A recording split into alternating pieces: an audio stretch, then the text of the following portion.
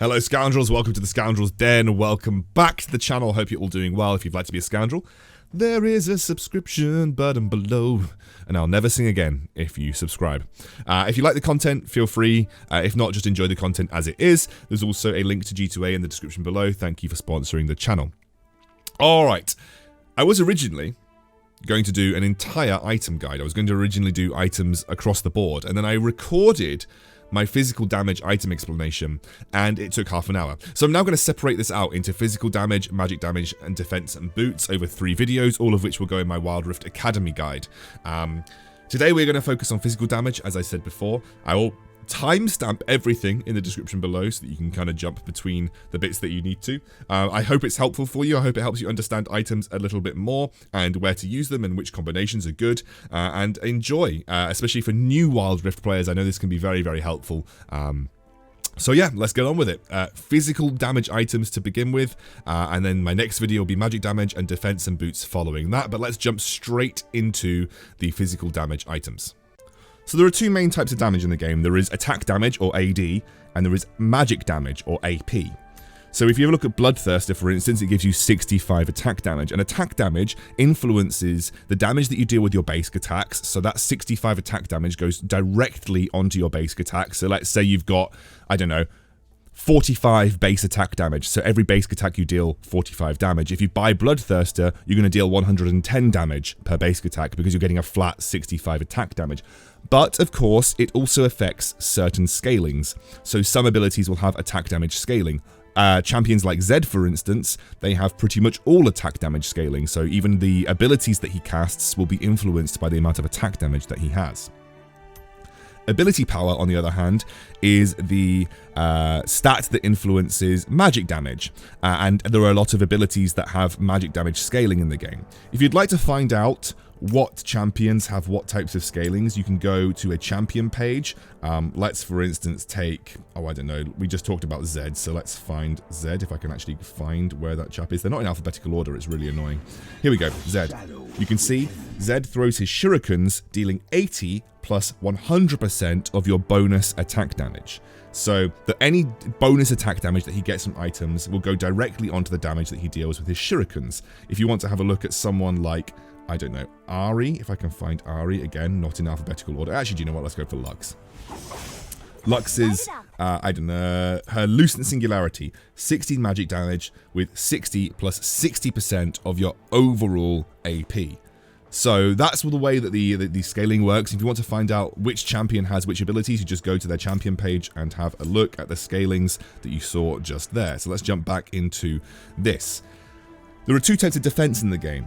There is armor, so Sunfire Cape, which gives you 40 armor, and then there is also magic resist. You can see Spirit Visage gives you magic resist. Hopefully, it doesn't take you too much to work out that armor increases your resistance to attack damage, and magic resist increases your resistance to magic damage and ability power. So those are the 2 forms of defense in the game, and of course we're going to go through these defensive items in detail once we get there. But for now, let's start off with attack damage. Okay guys, so we're going to start off in the attack damage items. We're going to start with BloodThirster. We're going to go from left to right all the way down the list. BloodThirster is an item that gives you 65 attack damage, and it also gives you a passive of 15% physical vamp. Well, what is physical vamp? Well, physical vamp is essentially a stat that allows you to get health back based on the physical damage that you deal from both basic attacks and also abilities. It actually applies to the damage that you deal to the target after their armor has calculated their reductions. There are 2 forms of damage in most MOBAs, in fact most games. There is pre-mitigation damage and there is damage that you actually deal. And I'm going to give you an example just to explain what those 2 terms mean. Let's say that I have 110 attack damage and I fire a basic attack at an enemy. My pre-mitigation damage is 110. That attack that has landed is going to deal 110 damage before the enemy's armor calculates any reductions. But all champions in League of Legends have a base armor, and if the enemy has built any armor, it's also going to reduce the damage further. So, let's say I fire a basic attack with 110 damage, but the enemy has 70 armor, then my actual damage dealt is going to be more like 60. So the physical vamp will apply to the 60 that I actually deal, so I'll get 15% back, which is 9. So I'm going to get 9 HP back from a single basic attack that deals 60 damage just from BloodThirster alone. Also, it has a unique passive called Bloodsworn. Physical vamp overheals you, generating a shield that absorbs 40 to 320 damage, and that scales with level. This shield decays out of combat over 10 seconds. So essentially, BloodThirster, it gives you a little barrier against burst, and it's going to allow you to essentially survive team fights, especially ones that are drawn out, by giving you a large amount of healing and a large amount of attack damage. Who is BloodThirster good for? Well, BloodThirster is often considered like a half defensive item, especially for AD carries that either have a very high attack speed or are basic attacking a lot. I would say that BloodThirster is a good late game item choice, maybe like your last item for carries like Jinx, carries like Ashe, for instance. These carries that rely primarily on basic attacks, they will benefit from BloodThirster as like a half defensive item in the late game. It is not an item, the only other AD carry that actually builds this early on because of the way that his attack is, because of the way that his attacks work, is Draven. So you often see BloodThirster picked up first as Draven.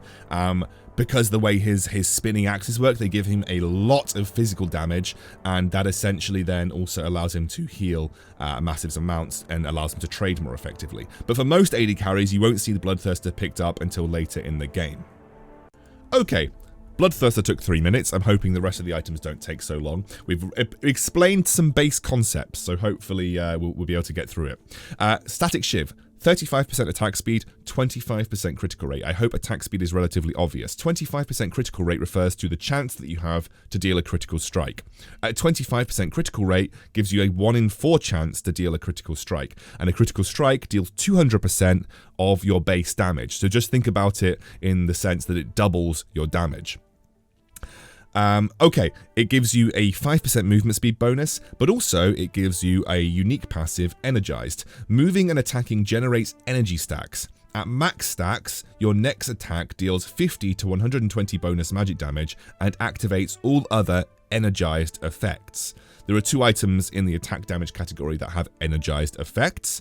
The Statikk Shiv one is Shiv Lightning.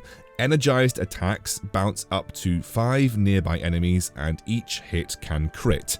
So essentially, your attacks can bounce, and those the sort of the damage that it deals, the magic damage that it deals, can crit. So it's a good item for clearing minion waves quickly as an AD carry that doesn't have much wave clear built into their kit. And also it's a really good item in sort of mid to late game or even mid game team fights, because that damage can bounce across the enemy team if they are all grouped up. Statikk Shiv is usually considered a pretty good second item after Infinity Edge, especially for AD carries that attack a lot, like Jinx, like Vayne even, and something like Ashe. So essentially this is a good item after you would build your critical strike. You don't often see it built first. Sometimes you see Yasuo's build it first because they benefit from a double critical strike rate, and it gives them a really good first item spike, but you won't see many AD carries build this first. If you're playing an AD carry, you often see this built second after Infinity Edge. Alright, Blade of the Ruined King. 30 attack damage, so it gives you a pretty low attack damage compared to some of the other attack items, but it also gives you 30% attack speed. It gives you 10% physical vamp, which is 5% less than BloodThirster, and it has a unique passive. Attacks deal bonus physical damage equal to 6% of the enemy's current health. It deals at least 15 damage, and against monsters deals a max of 60 damage. So what you'll find is that each of your attack damage is going to deal at least an extra 15 damage. So you can think of Blade of the Ruined King as having realistically a base 45 attack damage. Hitting a champion with 3 attacks or abilities deals 30 to 100 magic damage and steals 25% of their movement speed for 3 seconds with a 60-second cooldown. So this can only proc once every 60 seconds. Blade of the Ruined King is an interesting item. It is an item that functions very well against high HP targets like tanks. You often think of this item as a tank shredder, but also it's an item that is unique in the sense that it provides you with attack damage and attack speed, and with lifesteal. So it's an item that works very well with AD carries that are very attack speed dependent, but also want the lifesteal and the attack damage. So people like Vayne love Blade of the Ruined King. It's usually the first item that Vayne will go. Kai'Sa is an AD carry that will benefit from this. It's something that is often included in Ezreal's builds because his Mystic Shot counts as a basic attack, so you can get that extra movement speed. You'll see this built into bruiser kits like, for instance, Yasuo will usually build this because he benefits heavily from attack speed, and also the physical vamp is nice.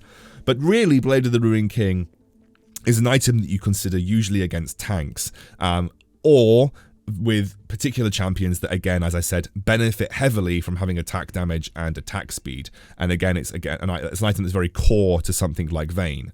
So hopefully that explains a little bit more about Blade of the Ruined King.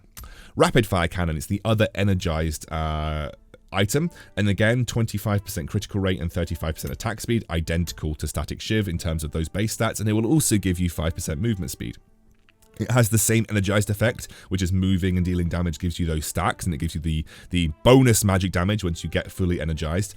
The Firecannon Barrel is the unique passive for Rapid Firecannon.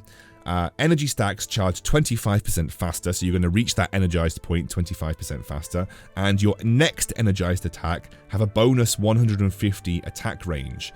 Melee champions only gain 50 range. So this is an item that is usually seen on AD carries, so ranged champions, and it's usually in combination with Statikk Shiv. Rapid Firecannon and Statikk Shiv have good synergy because of the 25% stacking faster energized effects, and usually you see these two items in conjunction. So a very classic build would be Infinity Edge, Statikk Shiv, Rapid Firecannon as a 3-item spike, giving you an overall 75% critical strike chance, as well as having that synergy between Statikk Shiv and Rapid Firecannon. So Rapid Firecannon is just a good item, especially on something like Jhin to increase the range, but most AD carries will benefit heavily from Rapid Firecannon, and if you're going down a critical strike build path, you'll see that most people generally tend to pick this up.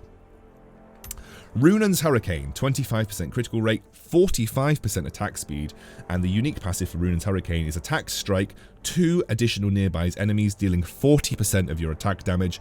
These strikes can critically hit, but most importantly, trigger on-hit effects. Those on-hit effects include physical vamp, but also things like Blade of the Ruined King.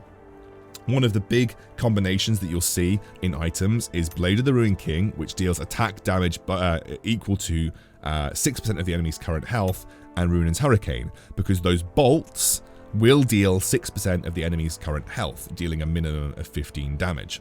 So Ruunan's Hurricane and Blade of the Ruined King are a really good 2-item combination. You'll see it pretty heavily on people like Vayne. You'll see it on people like Kai'Sa. These on-hit effects also apply to passives as well. So Kai'Sa's passive, Silver Bolts, etc. Ruunan's Hurricane can also apply those to nearby enemies. So you will see Ruunan's Hurricane picked up on a lot of, especially like heavy AD carry champions. You'll see it on Ashe, you'll see it on Jinx, you'll see it on Kai'Sa, you'll see it on Vayne. You won't see it on Jhin so often because his attack speed is too slow to really take advantage of it. But Ruunan's Hurricane is a pretty solid item that you'll see used on a lot of AD carries that either use Blade of the Ruined King, and actually Ashe is another champion that uses Blade of the Ruined King really well because of her rapid fire. But also just the fact that it increases the AoE damage in team fights. So, you know, I think Ruunan's Hurricane is a really good item for basic attack focused AD carries. Yomuu's Ghostblade, 50 attack damage and 10 ability haste. Ability haste is a stat that essentially increases the speed at which your abilities come off cooldown. So you'll see that Yomuu's Ghostblade is often picked up on very heavy ability-driven AD champions like Zed or Lee Sin. Slice, you get 10% armor or 10 armor penetration. So what that means is essentially it reduces the enemy armor by 10. Not 10%, it just reduces the enemy armor by 10. So obviously things like armor penetration become, or the flat armor penetration become a little less, I would say, impactful the longer the game goes on, because if people build more flat armor against you, you're going to have less effect with this armor penetration. And that's because of the way that the way armor actually reduces. It's on a curve. So essentially, armor has a really big impact. The very early amounts of armor that you buy has a bigger impact than the sort of the late amount of armor that you buy. But obviously, the more armor that you get, even though you might not be reducing the damage that you receive by a massive amount, you are protecting yourself against armor or flat armor penetration more so than having less armor in the first place. Momentum. Moving builds momentum, granting a max of 50 move speed at 100 stacks. Attacks expend all momentum to deal bonus magic damage equal to the number of stacks. Momentum decays while movement is impaired. Spectral Haste. Attacks that expend max momentum grant 25% attack speed for 4 seconds. So what happens is you'll notice that when you've got Yomuu's Ghostblade, you'll get this kind of little sound. It's like a ding or something. It sounds something like that. And essentially you'll notice that you start to move really quickly. That means you've got max momentum stacks, and whilst that is active, you can attack the enemy champion to expend those momentum stacks and grant 25% attack speed. What you'll find is when you have that active, you will, for instance, Zeds, when they have that active, they'll ultimate you because they'll expend that and they'll get the 25% attack speed to increase the damage that they deal during their ultimate. Yomuu's Ghostblade is in a really good spot right now. It's a great item, not only because it really impacts your ability to move across the map, but also just it's a ridiculously strong passive. You're going to deal extra magic damage on a basic attack, so you're getting mixed damage out of this item. It's not purely AD. And also you're going to get that ability to increase your attack speed. Yomuu's Ghostblade is often considered one of the first items for most kind of caster-based AD carries. You'll see it on Misfortune, you'll see it on Jhin, you'll see this on Zed, you'll see it on Lee Sin. It's a very common first item for especially ability-focused AD champions, like I said, Misfortune, Jhin, Zed, etc. But also it's just a great item all round right now, and it's very cheap compared to a lot of the other items that you have available to you. Okay, Duskblade of Draktharr, 50 attack damage, 10 ability haste. It gives you 15 flat armor penetration, which is slightly higher than the Yomuu's Ghostblade of 5. And it gives you the unique passive of Night Stalker. Being unseen for 1 second causes your next attack against the champion to deal 20 to 125 bonus physical damage, and that scaling is purely on your level. And it slows them by 99% for 0.25 seconds. Buff lasts for 5 seconds, and the ranged attacks do not slow. So essentially, if you're coming from the brush, or if you're a champion that has some kind of stealth ability, this is going to allow you to activate Duskblade of Draktharr, and you're essentially going to deal bonus damage to them and slow them for a very short period of time. Duskblade of Draktharr is a pretty good burst-orientated item. I would say that in general it's inferior to Yomuu's Ghostblade, but you will often find that people that go down the lethality route, so this is when I say lethality, I mean flat armor penetration. People that go down this flat armor penetration route often combine Yomuu's and Duskblade together to give yourself a flat 25 armor penetration, and that is usually enough to get through the majority of champions' base armor, meaning that you're going to be essentially dealing true damage or pre-mitigation damage to them.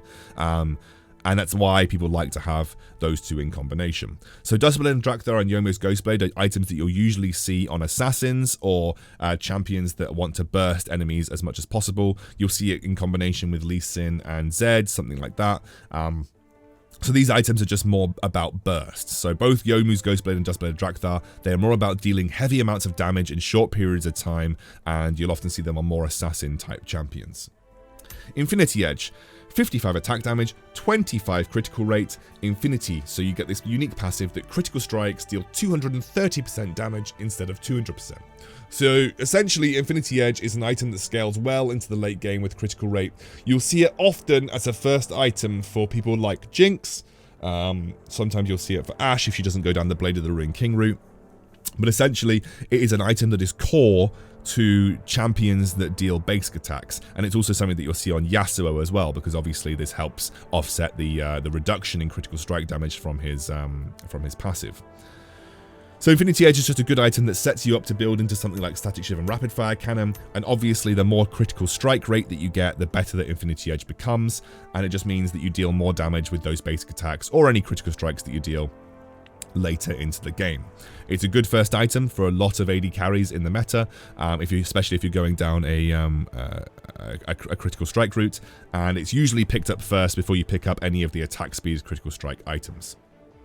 Mortal Reminder, 45 attack damage. Last Whisper, 35% armor penetration.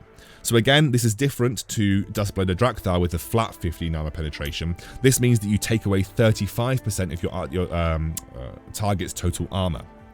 This is very good versus people who have stacked a lot of armor, because the more armor they have, the more effective Last Whisper becomes in terms of the percentage penetration. And also you get the passive. Physical damage applies grievous wounds to an enemy champion, and grievous wounds reduces all healing, I believe, by 50%. I can't remember if it's exactly 50%, but I believe it's by 50%. So essentially this is good versus enemies that heal a lot, but it's also good versus enemies that have stacked up a lot of armor. And often Mortal Reminder is absolutely required for champions that need to get through a tank in the late game. So if you're in the late game, you'll often see Mortal Reminder picked up as like a 5th or a 6th item, especially if you're going up against a lot of armor. So make sure you check the scoreboard and check how much armor that you're facing up against. Black Cleaver, 350 max health, 30 attack damage, 25 ability haste, so you get quite a lot of ability haste from this.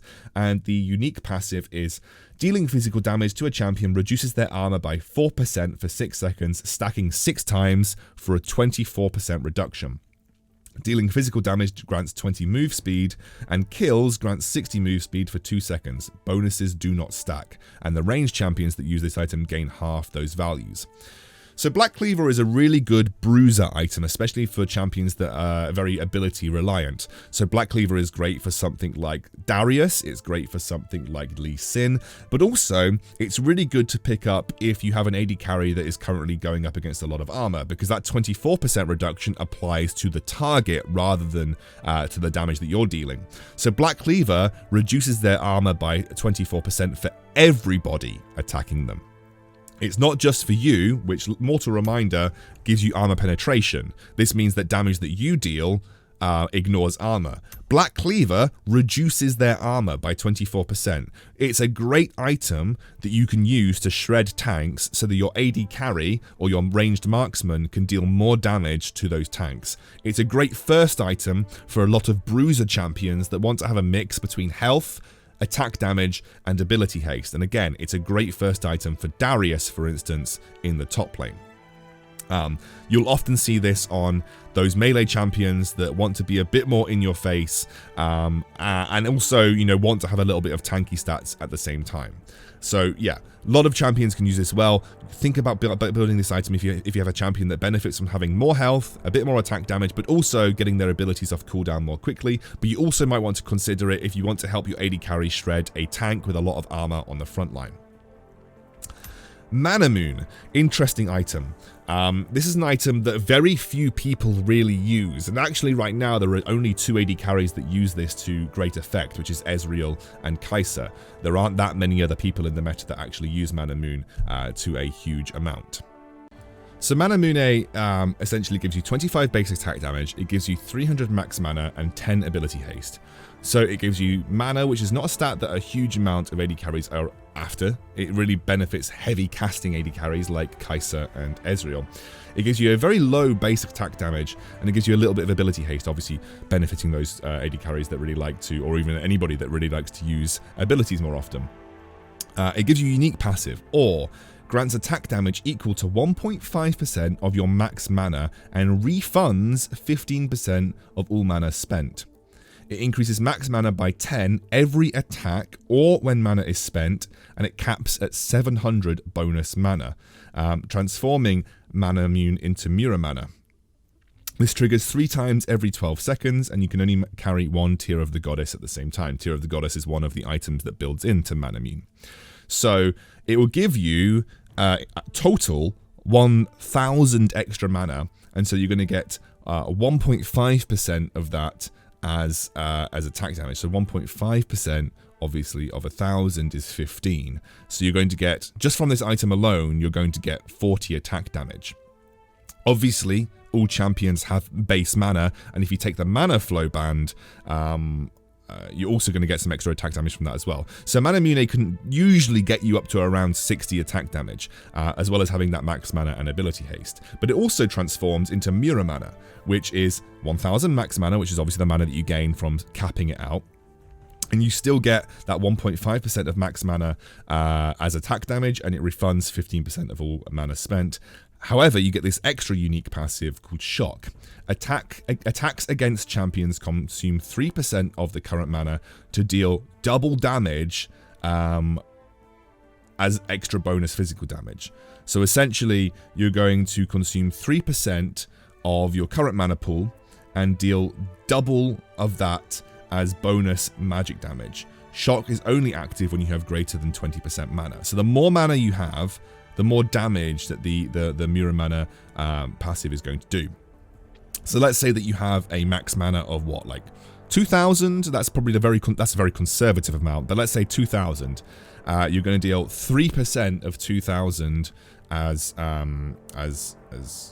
bonus physical damage, which is 6, and then essentially you're going to deal 12 damage. So you're going to get 12 extra physical damage out of Mura mana, plus the extra attack damage that you got from 1.5% of your mana, and you're also going to get refunded on any mana that you spend.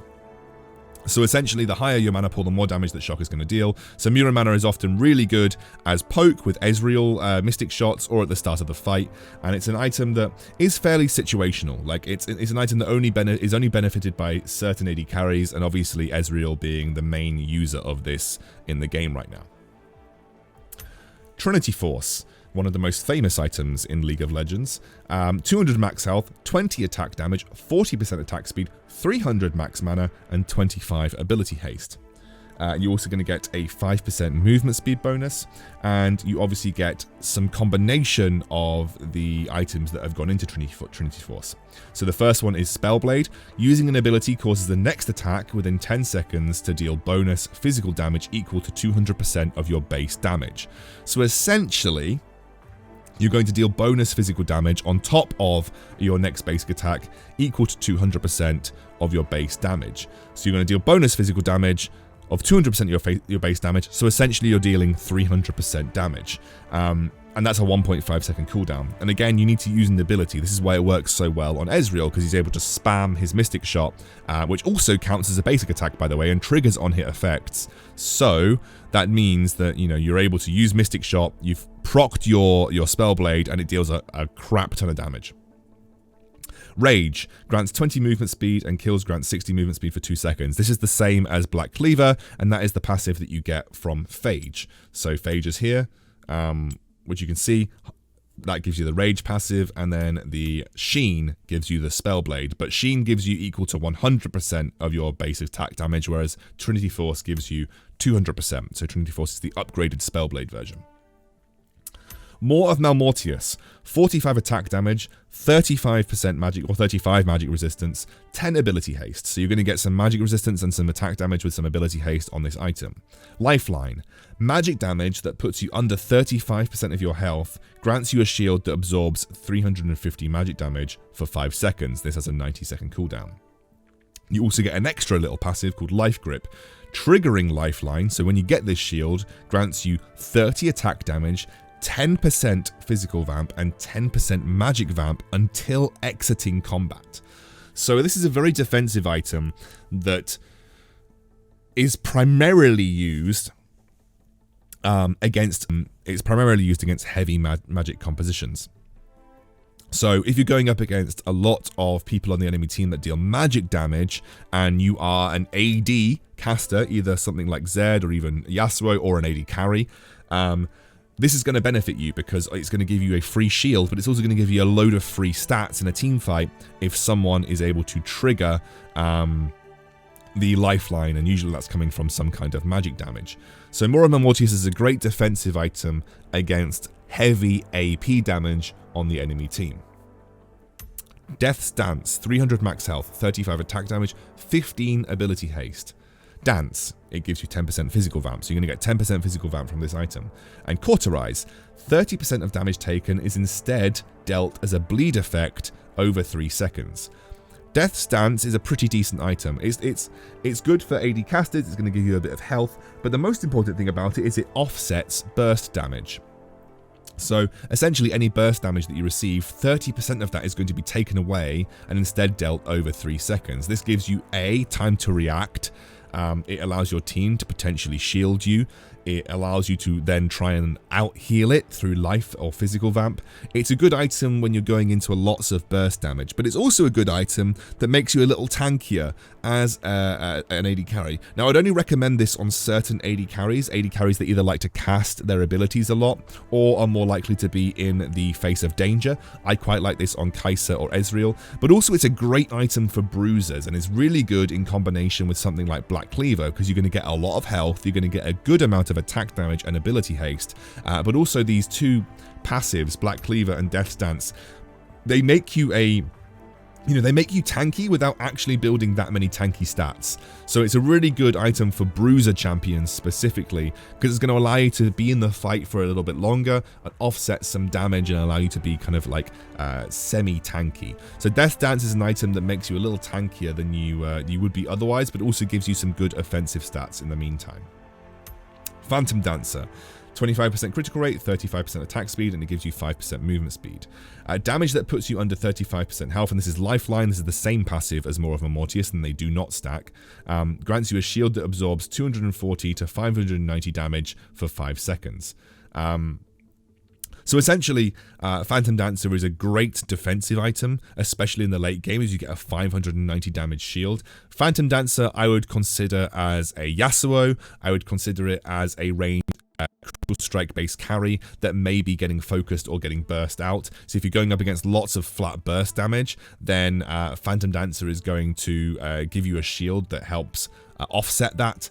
And it's a really good defensive item for AD carries that gives you some good offensive stats in the meantime. If you are not expecting to receive a lot of burst damage, then I think it's probably inferior to just going for Statikk, Shiv, Rapid Firecannon, and potentially Ruunan's Hurricane. But if you're not going to use Ruunan's Hurricane and you want to achieve 100% critical strike, then Phantom Dancer is obviously the way to go. It's a great kind of half defensive item for sort of like any kind of unit that benefits from critical strike and attack speed. Umbral Glaive, 50 attack damage and 10 ability haste, probably the least used item in the game, and that is because it's just not as good as any of the other penetration items. It gives you the same stats as Ghostblade, but the passive is 10 times worse. Being spotted by an enemy ward reveals traps and disables wards around you for 8 seconds. Instant attacks instantly destroy both objects. So you can clear out things like Jinn traps, you can clear out things like wards very quickly, and you can do that. It's basically having a free sweeper, but you might as well just build a sweeper, which is the red sweeping trinket that allows you to clear wards. It's just not as good as Yomuu's Ghostblade. Very few people build Umbral Glaive because the passive is a little bit It's not a combat passive. It's a utility passive, and you're not building arm penetration, attack damage, and ability haste to be utility. It might be more impactful as, the only time I would ever consider Umbral Glaive is as a jungler potentially, and you're looking to gank and you want to clear out wards. And that's maybe the only reason I would say that Umbral Glaive is particularly any good.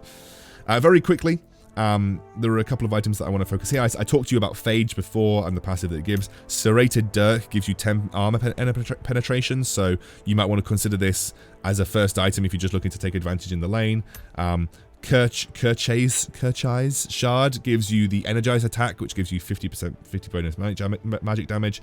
Caulfield's Warhammer gives you some ability haste. Executioner's Calling is the main item that I wanted to highlight, because this is an item that you can pick up on its own if you want to reduce healing early on into the game. So if you're going up against someone that classically heals a lot, like a Darius for instance, Executioner's Calling can reduce the healing that they receive very early on into the game, and you can just have this as an item slot for 1000 gold and it gives you 20 attack damage. It's not a bad item to invest in if you're struggling with someone that is healing a lot. Okay, so that is all of the attack damage items. This took a long time, way longer than I was expecting it to take, if I'm completely honest with you guys. But I hope I explained them and you understand the items in a bit more detail. We're going to do magic items in the next video, then we're going to do defensive items and boots in the video after that. I'll put them all in the same playlist so that you can find them. Expect those videos to come out over the next few days. I'll probably do magic damage items on Sunday, and I'll probably do boots and defensive items next Tuesday or Monday. But hopefully I helped you understand your AD items a little bit more effectively, and you kind of understand what they do and how they work, and we will then move on to our sort of next items following. If you enjoyed the content and you want to follow the rest of the item guides, feel free to subscribe. If not, scoundrels, I'll see you soon.